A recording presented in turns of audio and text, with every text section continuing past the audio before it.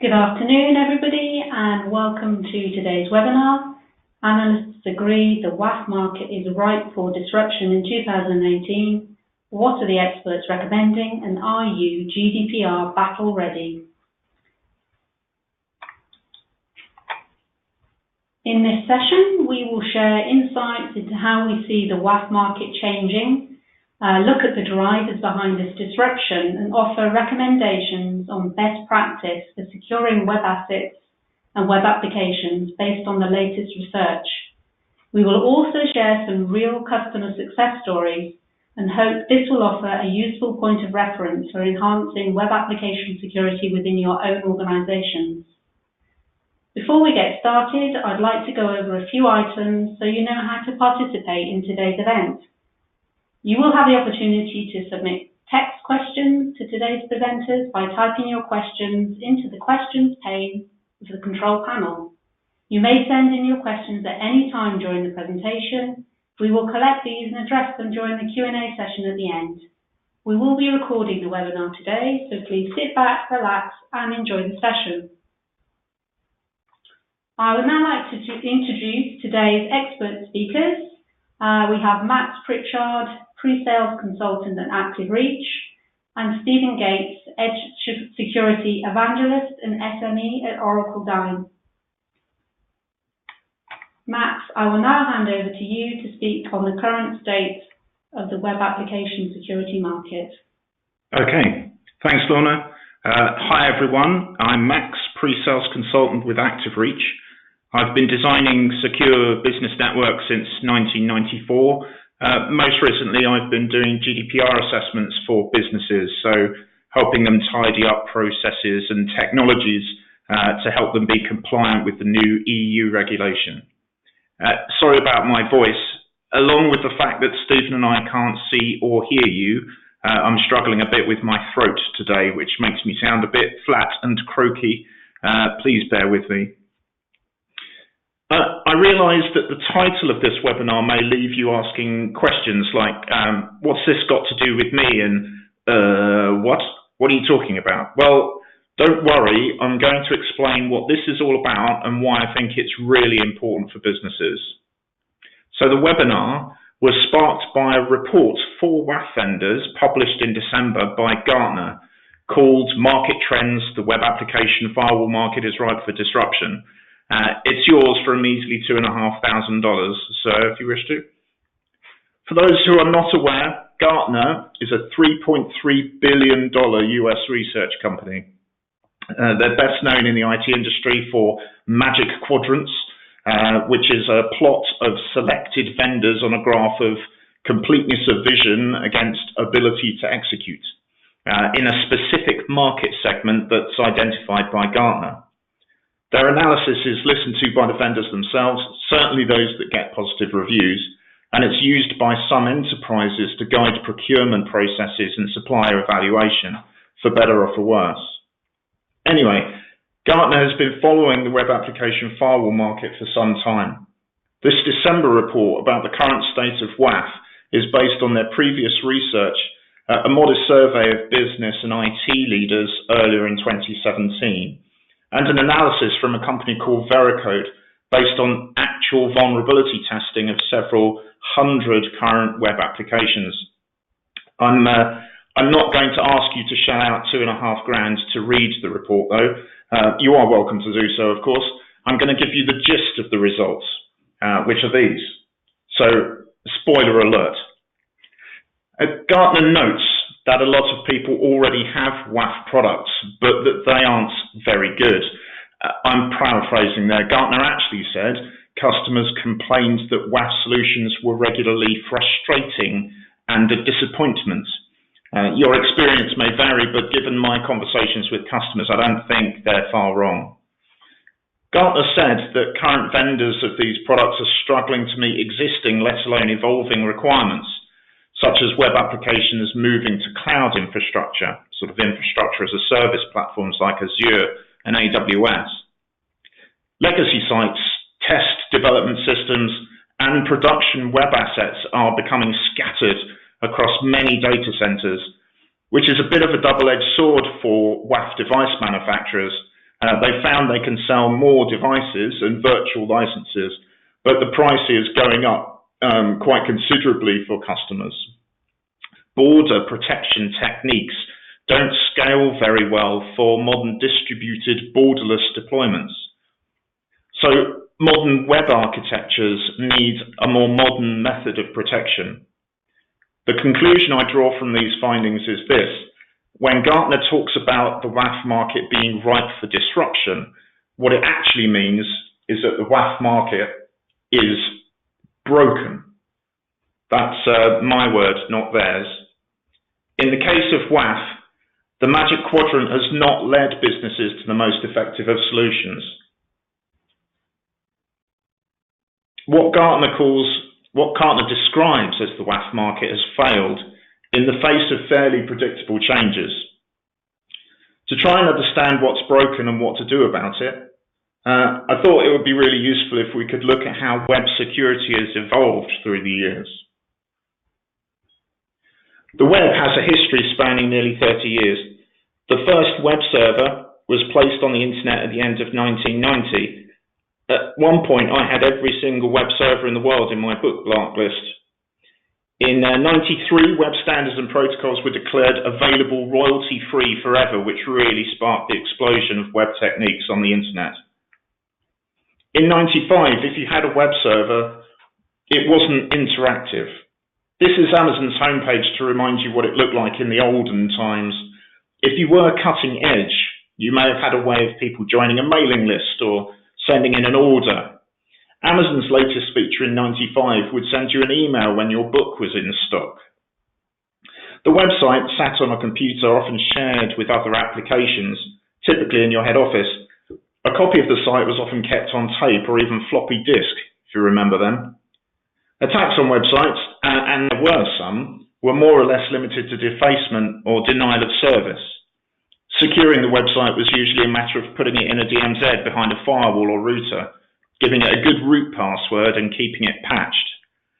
Regulation was non-existent. There were no real business ramifications to losing the website. It was a simpler and perhaps happier time. By the turn of the millennium, USB keys had appeared and replaced the floppy disks which had gone. Websites were becoming, at least physically, more complicated. This is the CNN website of 2005. Users could register membership accounts by giving up personal information. The server would track interactions through cookies. Online payment capabilities became the norm. Credit and debit card numbers started flowing. The infrastructure would have consisted of several web servers with load balancers talking to content databases. Backup before ubiquitous cloud storage was probably to a tape or disk to disk. Because of the number of devices, gateways and servers involved, they were moved out of the head offices and into purpose-built data centers. More third parties will be involved in the design and build than used to. Attacks became more sophisticated, aimed at stealing and selling data as much as vandalism. SQL injections, cross-site scripting and credential misuse started to be implicated in data theft, mainly stuff that could be directly monetized like credit card information. PCI compliance appeared in 2004, which required firewalls, IPS devices, encryption and other considerations. Security a decade ago was split into several discrete capabilities: DDoS mitigation, SSL offload, web application firewalls, traditional firewalls, intrusion detection and prevention devices. To save money, smaller businesses would often add security services to existing infrastructure. Load balancer firms started doing web security to capitalize on this. Unified threat management appeared. Larger business could afford one or more boxes per security function to better handle increasing traffic levels. But where have we got to today? Well, honestly, where we are today needs more than one slide because websites and networks are approaching near biological levels of complexity. I can't completely predict what a customer is going to have when I go in and see them anymore. Everyone seems to be at a different stage of maturity. Hybrid public-private clouds are common, with multiple vendor data centers around the world. Websites involve multi-level interactions with many different device types, including third-party software extensions. There are tracking objects, integrated adverts, social media plugins, real-time communication, chatbots. Sites are hugely dynamic with multiple APIs to content engines and third-party applications. The security industry remains fragmented. As a consequence, there are more vendors in solutions than ever before. Deployment options have multiplied, cloud services mixed with virtual appliances and software-only models. As a marketplace, it's a bit of a mess. What's the data protection implication of all this? This is a visualization of the world's largest data breaches. It's available on informationisbeautiful.com if you want to have a look at it. The URL is on the slide. Each bubble is a breach of 30,000 customer records or more. The bigger bubbles mean more records lost. The color tells us what the breach mechanism was. These are the breaches between 2006 and 2010. Note that the breaches tend to involve loss of data on portable media, which are colored in purple, or inside jobs, which are in pink, with very few in its sort of red color. The Heartland hack, for example, was a SQL injection campaign targeting many companies, including Heartland, looking for credit card details. TK Maxx had their account credentials stolen from a wireless network and then reused to access customer accounts, what we now call credential stuffing. Now let's have a look at the breaches that occurred after 2010. 2010 seems to have been a bit of a watershed year, perhaps after the Sony hack. Note the proportion of breaches caused by hacking or accidentally published on cloud infrastructure has started to outweigh any other breach mechanism. We also see the appearance of data being lost through carelessness, often insecure cloud storage or unsecured APIs. Other lower volume breach mechanisms have not gone away, but they're getting lost in terms of volumes of data subjects affected. Part of the problem is code complexity. When tested, web applications fail a lot of the time, and not every application developer tests its code thoroughly before deployment. Websites are often assembled using tools and code from many different developers. Patching holes after deployment or after exploits are discovered by researchers or nation states is a race against time that businesses and data subjects keep losing again and again. In 2016, the EU published the GDPR, giving business handling personal information on EU natural persons 2 years to meet its requirements. What GDPR does not mention are any products or technologies that you must have. GDPR does not mandate a WAF, DDoS mitigation, or even firewalls. It hardly mentions specific technology at all. What GDPR does demand is that companies demonstrate, when the regulator asks, cost-effective modern information systems with due regard to the state-of-the-art, secure by design and effective against modern attacks, proven by regular testing. Gartner are telling us that the WAF market is full of disappointment. Security systems designed to secure websites from 2005. Veracode tells us the majority of modern web applications, 2/3 of them, leak data when they're tested. And the post-breach statistics and analysis tell us that data breaches from websites has been growing exponentially since 2010. The litany of shame continues. Every month, every week, someone has a bad day because their web security failed. Under Armour, for example, a class action lawsuit against them has just landed in California courts this month. The complaint alleges that Under Armour knew or should have known that its data security practices were inadequate to protect customer information, and that a data breach or theft was highly likely. Well, many companies would find it difficult to argue against that. When you start your career in security, one of the first things you're told is that breaches are inevitable, and it's not getting any easier out there. Stepping back from the individual breaches and looking at trends, 2010 was the beginning of a new trajectory in the fight against web hackers. The tipping point when market forces upset the equilibrium and broke the old WAF market. several factors have been contributed. 2006 saw the introduction of cloud computing, of course. Adoption after the initial doubt has been very rapid, and it continues to this day. Business IT teams admit that they are struggling to secure cloud services. IT teams continue to shrink in size, but their responsibilities continue to increase in scale, complexity, and business impact or value. As a consequence, IT has become specialized in managing suppliers, procurement process, SLAs, and contracts, rather than being hands-on. Specialist teams focused on application development and security and other logical aspects of the company's web applications have appeared in great numbers, often third-party suppliers, somewhat distanced from the business their applications are supporting. Today, the traditional perimeter of the company network has disintegrated. The web-facing elements of the business, control panels, APIs, internal applications, extranets, as well as customer-facing portals, they're proliferating at an amazing rate. Complexity is rampant. Skilled help appears scarce, fragmented, and disengaged. Risks are increasing. Security is down. Security built on a Mott and Bailey model is breaking down. It's like castle walls in the face of the introduction of gunpowder and cannons. The demise of traditional WAF is just a part of that trend. Pockets of data are split between legacy company servers in third-party data centers, cloud servers, third-party providers of services, and there has been an explosion in extensions, APIs, machine-to-machine interactions, bots, and more bots. Keeping control of data privacy has become predictably difficult. Blocking SQL injection and OS top 10 threats is not enough to protect data subjects. WAF vendors have tried to address threats by acquisition of companies with new security capabilities, and then attempting to integrate these capabilities onto old product platforms.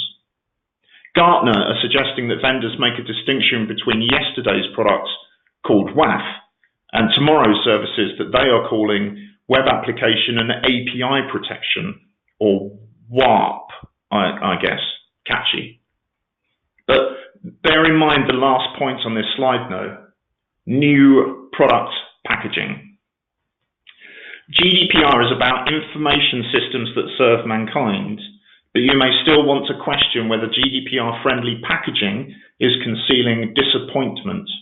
Tread carefully and test vendor assertions. I've been talking to customers about web security for decades, and I can say this much. Individual customers differ, but all businesses which use web applications, and that's pretty much all businesses these days, need modern web application protection, which they can subscribe to without capital investment, boxes, or software licenses. One that's capable of dealing with modern blended and multi-vector, multi-layer attacks, of protecting web properties and APIs, regardless of how many they are or where they are, that can identify and respond to bots and automated traffic. Simple to use, not simplistic. Reduced admin overhead through more automation and professional integrated support. Dare I say it, with artificial intelligence. Our activereach scours domestic and international markets for services that we can deploy to solve problems for our customers, including the WAF problem. That's how we came across the Oracle Dyn cybersecurity suite 4 years ago. I'm going to let Stephen take you through the service and how it meets the challenges we've outlined, but I would like to share some of activereach's experiences deploying the solution for our customers. I've picked the following customer deployments to look at because these ones, to me, demonstrate something about the variety of customer challenges that the solution addresses. Starting with a straightforward customer. Straightforward is a group of energy companies operating across the UK and the EU. It has a relatively modest but valuable set of web assets supporting customer websites and portals, collecting and serving user account information. Microsoft web servers sit behind load balancers and firewalls. They had no desire to put more kit or software into the mix. This is a perfect customer for the cybersecurity suite. The setup was simple, with quite a tight policy across several web assets that were very similar in their function. We used domain redirection, being mindful of origin exposure. 7 websites, 1 solution providing DDoS mitigation, WAF policy enforcement, and bot management. It's been running without issues for about 2 years now, and it handles about 4 million requests a month and about 80 gigabytes of data. The next customer, Extensive, has a much more extensive and varied estate. They're a group offering people services, including recruitment consultancy and web payroll applications, amongst other things.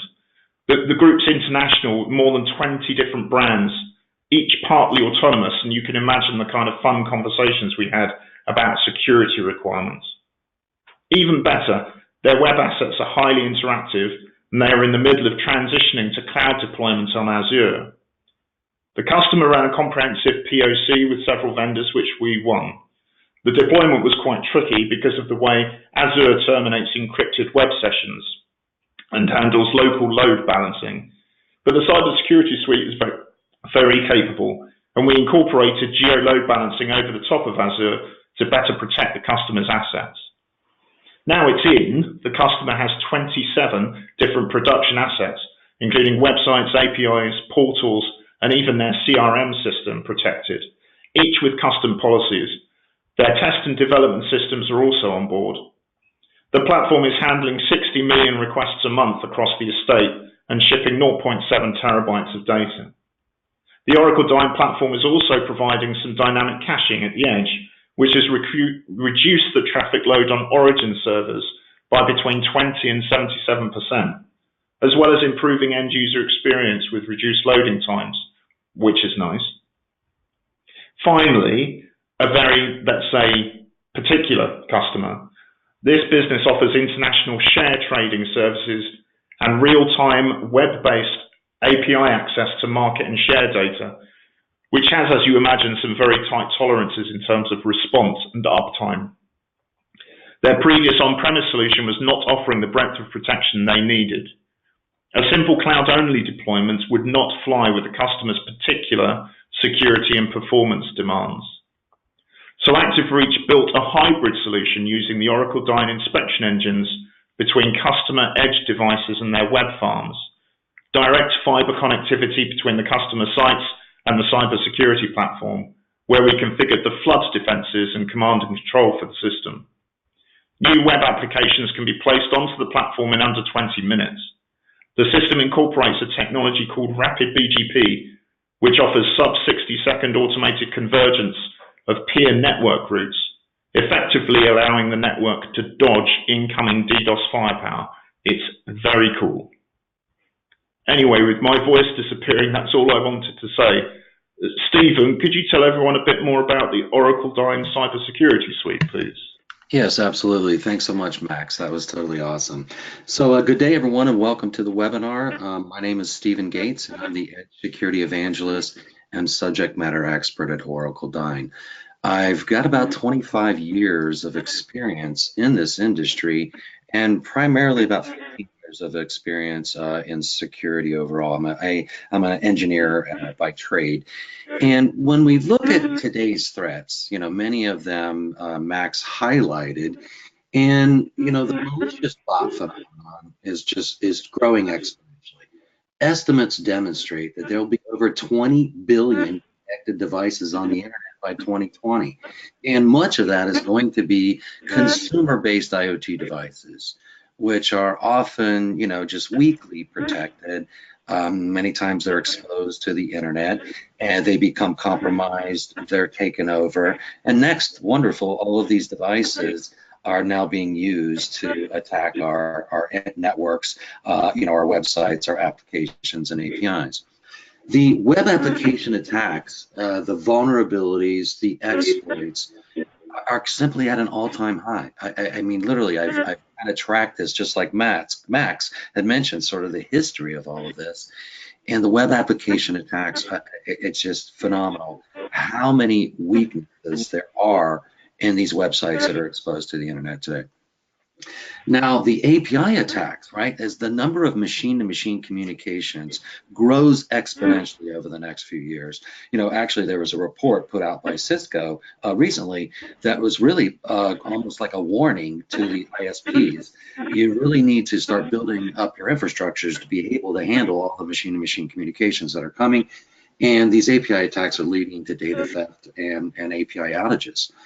The DDoS attacks. I mean, I am a DDoS subject matter expert. I've been following DDoS attacks since their very inception, and we know that they're on the rise. And the current record is a whopping 1.7 terabits per second. 1.7 terabits attack is literally an attack that's sizable enough to take a country offline. There's many countries in the world that don't have 1.7 terabits of bandwidth coming in and out of the borders.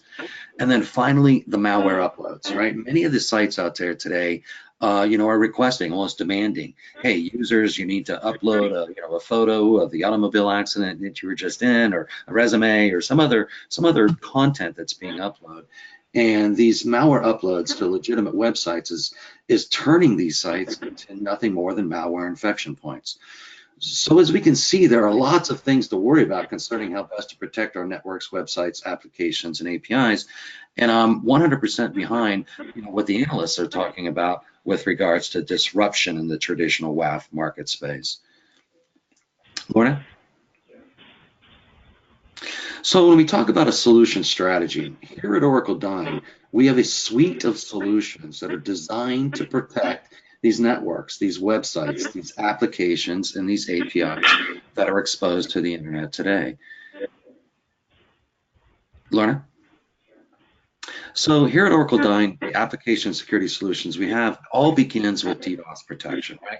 When we're thinking about DDoS, right, it's all about, availability. We obviously understand confidentiality and integrity, but with availability, if we don't address the availability issue first, it doesn't matter, right? When the websites are offline, the applications are offline, nothing else matters. So it all begins with DDoS protection first, right? And then from there, the application protection not only include web application firewall, but today we have to have the ability of managing all of the bots that are coming to our sites. Most people don't know that literally estimates out there today about 70% of the traffic on the internet is not derived from humans, it's derived from machines.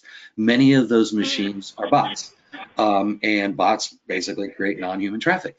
Now, these bots can be used for good purposes, but they can also be used for very, very malicious purposes as well. So we have to have technology that can challenge these devices coming in and ensuring that there's humans running these devices behind them, especially with regards to the malicious bots.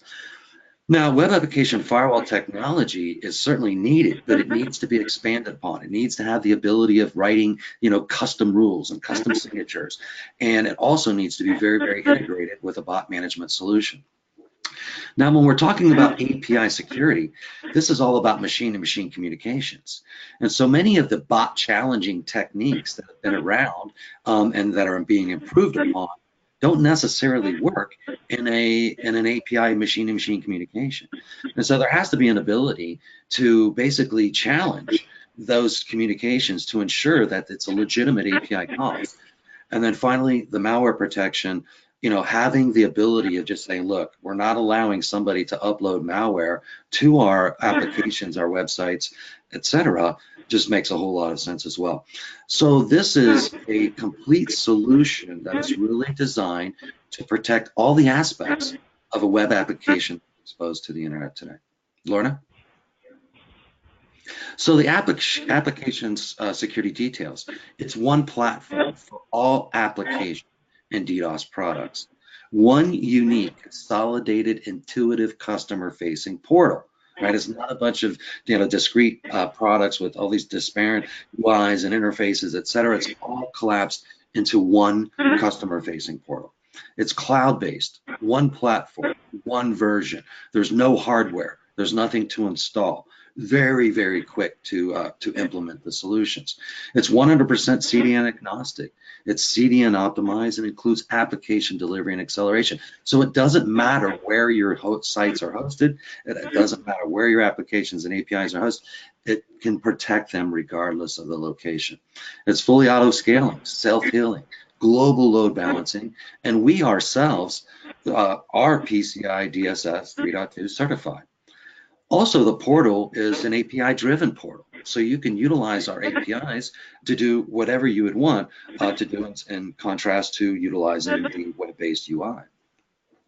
Also, we have the underpinnings of AI and supervised machine learning built into the solution, not only to help with web application firewalls, rule sets, etc., but also today utilizing the AI and machine learning to help detect this malicious bot activity.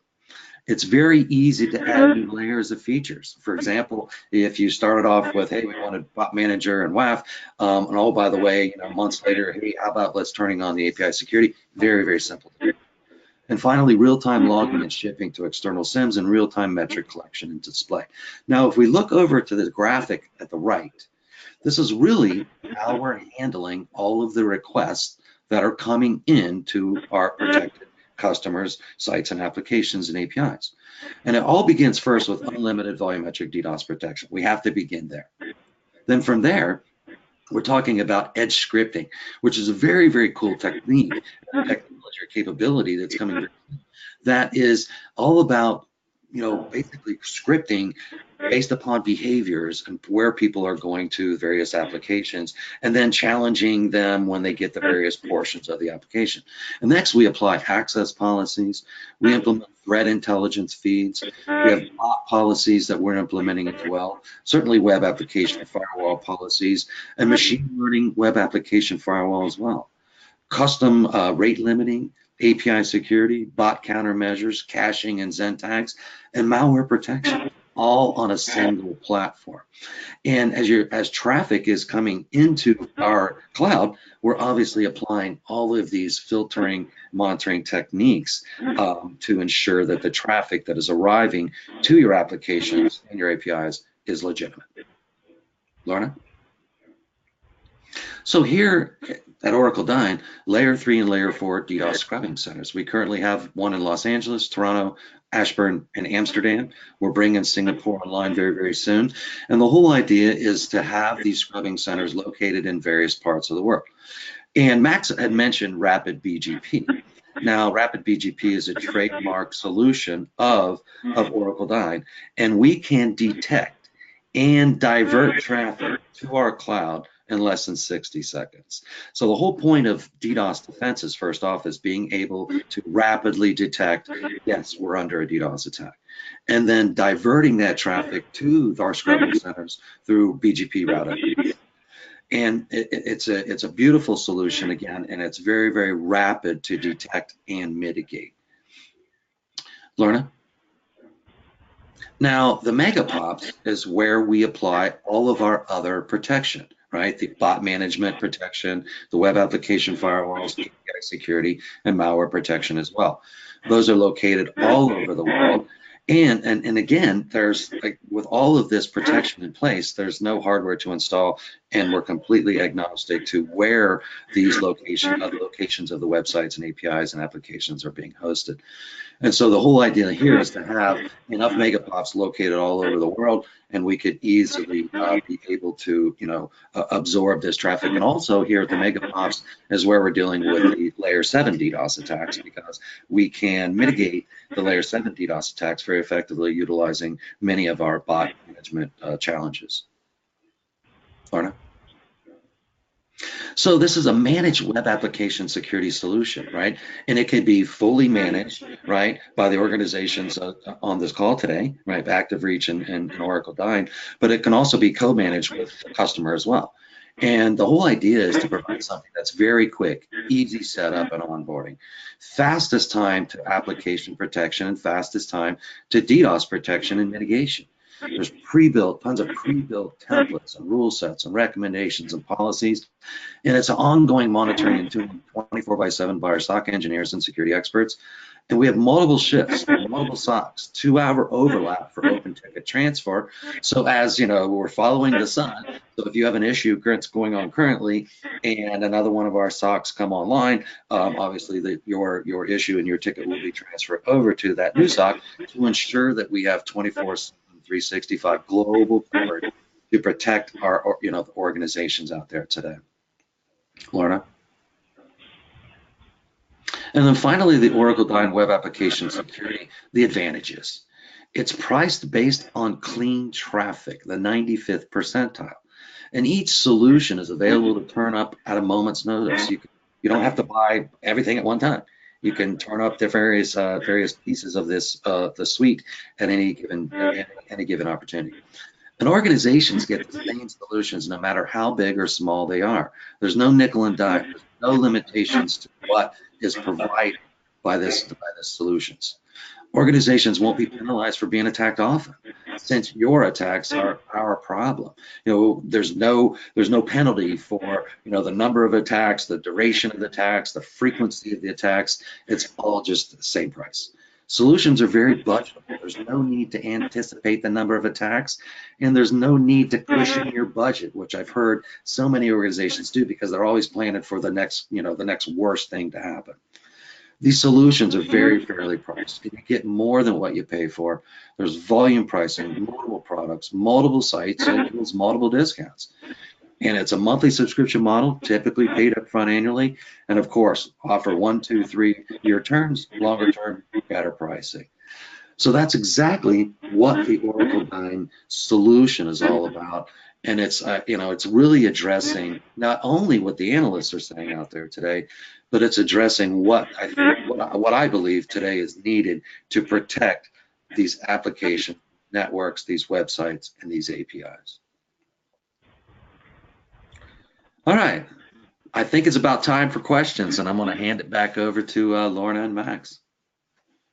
That's great. Thank you, Stephen. Yes, it is indeed time for questions. So as a reminder, you can still submit your questions through the questions pane in the attendee control panel. We will do our best to answer as many questions as we can during today's session. If not, we will follow up with you after the session on an individual basis. So our first question is around implementation. Can we implement the aforementioned application security solutions regardless of where our websites, applications, and APIs are hosted? How does that work, and are there any limitations? Stephen, can I pass that one over to you to? Yeah, absolutely. And again, I think I covered this through the webinar, so this question must have came in a little bit earlier. So again, it does not matter where these sites are hosted, right? This is again all cloud-based, and we can actually, with a very, very quick DNS change, be able to implement protection on these applications, these websites, and these APIs as well. And so it's very, very quick to turn up. It's very, very fast to implement, and then also it doesn't matter again where these sites are currently being hosted. Okay, Max, is there anything like you'd like to add with your experience? No, I don't think so. I mean, one of the major features of the cybersecurity suite is its cloud-based design and architecture, which makes it extremely sympathetic to drop in front of CDNs and Azure and AWS cloud-based implementations. It's extremely flexible from that point of view, and we've got a whole variety of experience of deploying it in different environments, regardless of the vertical market. It's a very flexible capability to have in our toolkit. Thanks. Thank you, Max. Another question regarding bot management, I believe. Do you offer solutions that can manage all of the malicious bot traffic hitting our websites and applications? If so, how does it work, and where can we learn more about it? Stephen?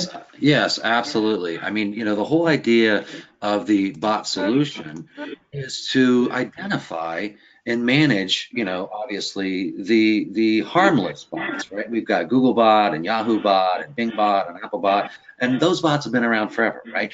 And we need to still allow that traffic to, to come to our applications and websites, for good purposes. Those bots have been around since the very inception of the internet.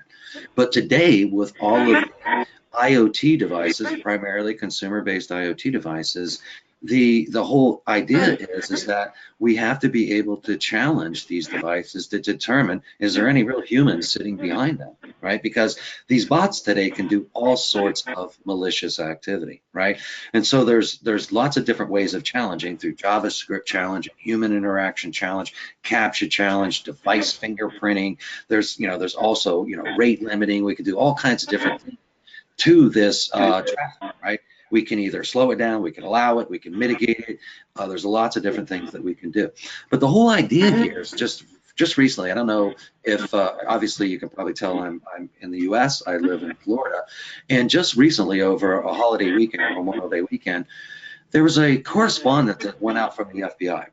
And I'd never seen anything like this before, Max and Lorna. It was something very new. But it was basically a public service announcement from the Federal Bureau of Investigation that was, sent out to all the U.S. And the whole idea, what was inside of the communication, was telling SOHO, the home office users and the small businesses out there, to reboot your routers over the weekend. I'm like, wait a second, why are we rebooting our routers over the weekend? What is this all about? What had happened is that there were hundreds of thousands of routers located all over the world that were completely compromised. They were being run remotely, and these routers could do all kinds of malicious activities, right? And you look at that and you say, well, now I'm dealing with these types of devices. And again, today, the whole idea with bot management techniques is be able to say, look, I'm not even allowing this traffic to even get further downstream until I know that it's an actual human behind it and it's traffic that we actually want. And so here at Oracle Dyn, we've got an extremely feature-rich bot management solution that's really intimately tied to the rest of the cybersecurity suite that we had mentioned earlier. Max, any comments from you on the bot mitigation techniques and some of the things that you've had experience with? Not particularly. I think you covered it quite comprehensively. I would mention, of course, bots being compromised computing devices have been around for forever, and particularly in the DDoS attack market. With the Internet of Things and the rapid growth of IP-based devices, CCTV cameras, video recorders, and all sorts of other things, dishwashers even, the number of them that have been compromised very quickly because of poor device security. I'm a bit of a cynic in that market. I think it's a bit of a lost battle. So the defense strategy has really pulled back to what those bots are then being used to do. And DDoS attack was really the thrust of that, perhaps back in 2013, 2014. But now we're looking at them as, very much more generic sources of worm-based infiltration, phishing attempts, exploits, and all sorts of other nasties. So having an effective way of discriminating between legitimate bots and illegitimate bots is absolutely crucial, and something that some of the old school WAF solutions really have struggled to deliver. So it is crucial. It's a key part of our modern defense of web infrastructure. Yeah, absolutely, absolutely. And most folks that I talk to out there today know about this Mirai malware that came out in mid 2016, and it caused all kinds of havoc, right? Big giant DDoS attacks. Well, that Mirai malware has now morphed into multiple variants. And the funny thing is about this, Max, is that in the first version of the Mirai malware, all it had was just a list of default usernames and passwords for devices like IP cameras and routers and some other things, right? So just a list of usernames and passwords. And most likely the developers of this malware probably downloaded a bunch of user manuals, and they went in and they said, okay, here's the default username and password for this device, and we're going to now encode that into some malware, and we're going to scan the internet, and we're going to compromise, tons and tons of devices. Well, that was, I guess you could call that stage one, right? Well, today we've got Satori, we've got Reaper, we've got the Okiru botnet, we've got all of these various botnets, and they're no longer utilizing usernames and passwords. What they're utilizing today are vulnerabilities, and they're exploiting these vulnerabilities inside of these primarily consumer IoT devices. Now, how do you describe a vulnerability? Very simple. The way I described it is broken software. And now the hackers are taking advantage of the broken software, writing exploits, and compromising. And for example, when I talked about the hundreds of thousands of routers that were compromised, it's exactly the way they're doing it today, through vulnerabilities. And so we're going to see just massive amounts of traffic, not only today, but in the future, being generated by these devices. Now, also, Max, when you mention these, these data breaches, right, and just an unbelievable amount of credentials have been stolen. These bots are fully capable of doing credential stuff with all of those credentials that they've stolen, right? And again, so I think we're just going to see bots being used to do more and more hacking activity, while oftentimes the attackers are they're taking some time off or on vacation or whatever. Their bots and their minions will continue to wreak lots and lots of havoc. Great, thank you, Stephen and Max. Interesting question here. What are your views on DDoS defenses concerning cloud-based, on-premises and hybrid approaches? In your opinion, which approach is the most effective and most affordable? Well, for years, Max, do you have any comments on this one? I do a bit. I wrote a white paper relatively recently on different mitigation architectures and why you would deploy them. I see the split being very simple between what I call flood defenses, which have to be upstream of the infrastructure you're protecting, as close to the bots as you can manage, because of the volume of traffic, particularly from reflection-based DDoS attacks. The volume is so intense that it can overwhelm even quite large-scale peering infrastructure at the heart of the internet. So your flood defenses have to be very close to the edge, the bots. On the flip side, the application defenses, or defense against application-based DDoS, increasingly DDoS attacks are mimicking user behavior. And so you really need something that is not only at the encryption end of the tunnel between the web browser and the web infrastructure, but also something that natively understands the complexity of the web application it's protecting. And that requires it to be much, much closer to the origin web applications, so that what we found is that flood defenses are very good at handling volumetrics, but some of the lower scale, low traffic, low and slow kind of application-based DDoS can slip past, requiring something that's on site. So whether you go for floods, on-site or a hybrid of the two, really you need multi-layer defense for sort of ultimate protection. Absolutely, I couldn't agree more. And the whole idea with DDoS defenses is having the ability to rapidly detect, I'm under an attack.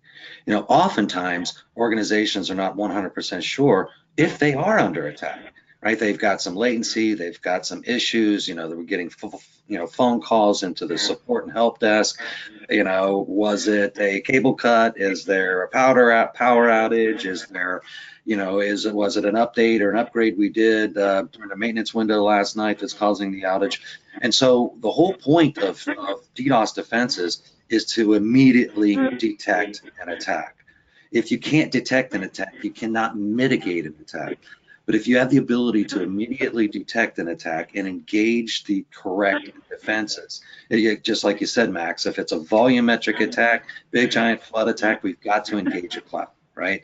And also, if it's a low and slow attack, many times those go completely unnoticed. The bandwidth looks like every other day, but my websites and applications are struggling, there's latency, there's potential outages. So we've got to be able to rapidly detect the low and slow attacks as well. and mitigate those quite effectively on the fly. And so it's really today, there's no one simple solution for DDoS. It requires multiple approaches. And here at Oracle Dyn, we can solve all of these DDoS problems very, very easily. Great, thank you. So we've got a couple more questions that are coming through now. What would you say is the best incident response framework to prevent DDoS attacks? Investing in firewall appliances or software? Max, would you like to answer that one? I'll give it a go. Incident response frameworks, well, I mean, most DDoS mitigation solutions come with runbook services which sit alongside them, and it depends on who's managing the DDoS mitigation as to who's holding the runbook and responding to those incidents. I mean, clearly a platform like the cybersecurity suite is communicating with a security incident event management system in a lot of cases, or it's being run as a managed service, so be activereach or Oracle Dyn engineers who are holding the runbook for the client.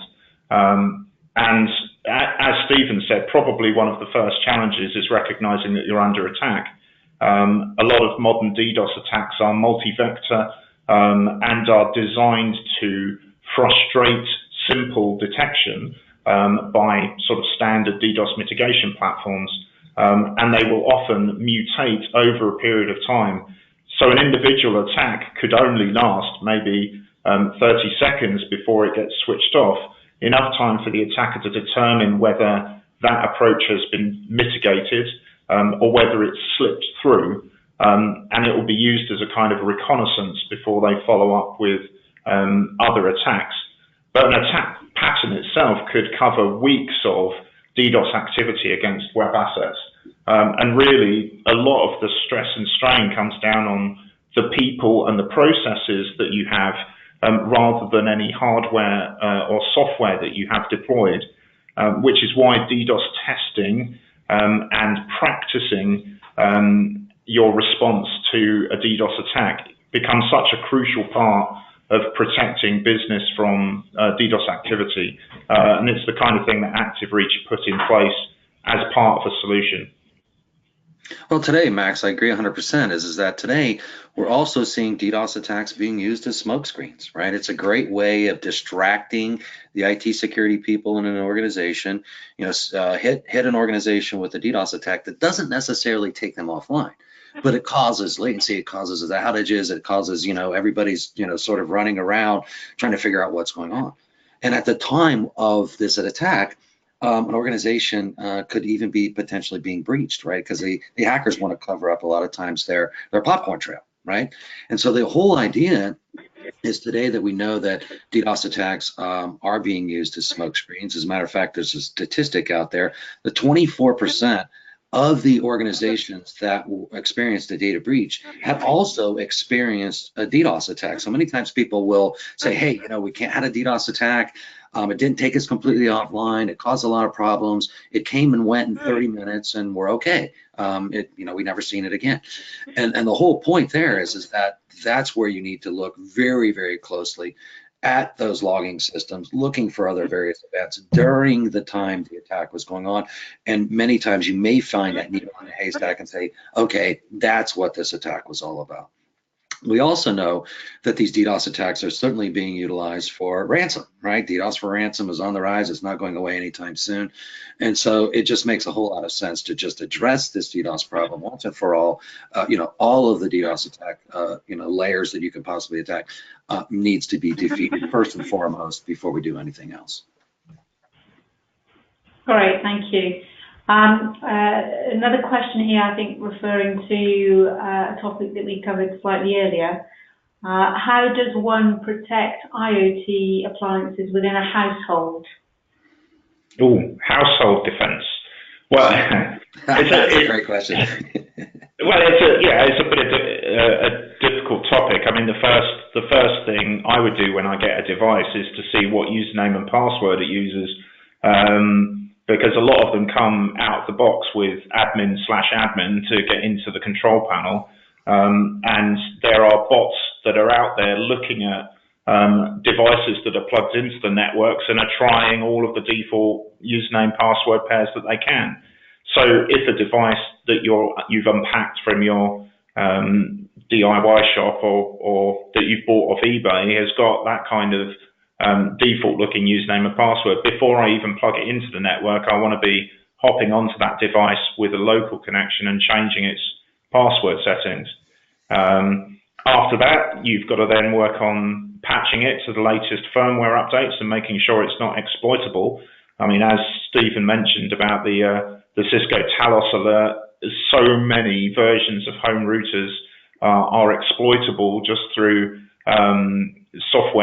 failed software, and so they can be broken even without username and passwords. They just get infected. So making sure that they're patched up and keeping them behind your own home firewall, if you have such a thing, and keeping an eye on them is important. But as I said, I'm a bit cynical about IoT devices, and I think that we are losing the battle, so to speak, for control of devices in the home. Yeah, my recommendation to the home user is, for example, in my own, I'm a security, security engineer and paranoid, just by nature. But even in my home, I have a cable modem from the local, cable company, right? So there's a cable modem there, and then I also have, my Wi-Fi access point that serves all the devices in my home. And though, my Wi-Fi system is very, very hard and very, very long passwords, etc. But right in between those two, I have a very, very good hardened firewall. And all incoming ports are 100% completely blocked on that firewall, meaning, I'm not allowing any telnet ports open or SSH ports open or any other ports. All of those ports are being blocked inbound. And so if somebody were to scan my network, they would see no open ports, no open devices. And the problem, Max, is what we were experiencing many times, is that people don't really think that way. They're putting these consumer IoT devices right on the internet, many times with a public IP address, or no security security layer between the internet and these devices. You've got to use a layered approach, like Max had discussed earlier, even with those home devices. Great, thank you. I think we've got time for just one or two more questions. What proportion of data breaches are from web application attacks as opposed to other types of attack on email or malware and the like? No, that's quite tricky to answer. I'd probably refer to various reports that you can find from organizations that have done reviews of breach incidents.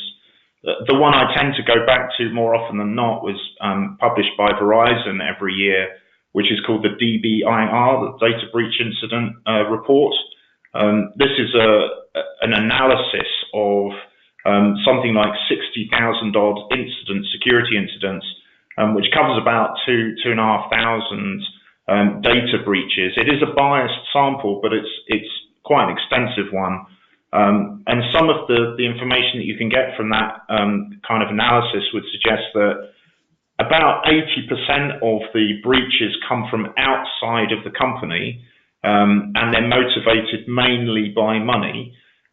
The top three most successful breaches or breach mechanisms, the number one is hacking. Now, hacking is quite a broad category in and of itself, which might involve stolen credentials, using backdoors or brute force attacks. The number two will be malware, and social engineering will make up kind of the number three. And those are the top three kind of most successful breach mechanisms. In terms of the kind of volume of incidents that you see out of that kind of estate of 60,000 incidents, web application attacks and DDoS will account for about a quarter of those in total. So DDoS and web application attacks are not only the most likely or one of the most likely incidents that you will come across out there, but also one of the most successful ones in terms of actually generating a breach. And so it's crucial that businesses that have an extensive or even a relatively modest web application presence do a fair amount to protect it, because you're going to get hit with DDoS or breach attempts. Thank you. Stephen, do you have anything to add to that? No, I think you covered it very, very well, Max. And, obviously paying attention to the time, I think we're just about out. So I'll hand it back over to you, Lorna. Yeah, thank you, Max and Stephen, for answering those questions. And thank you, everyone, for attending today's webinar. If you have any other questions or would like to discuss your organization's current cybersecurity challenges, please do contact Max via email on max.pritchard@activereach.net. We have also provided a handout to accompany today's session, including a customer case study discussed today. Please download that from the handout section on your control panel. So once you leave today's webinar, you will receive a short survey, and we would appreciate it if you could complete that and provide your feedback. You will also receive a follow-up email within the next few days with a link to view a recording of today's webinar. So on behalf of ActiveReach and Oracle Dyn, thank you very much for attending today, and I wish you a great afternoon. Bye, everybody. Yeah, thanks, everyone, and have a great day.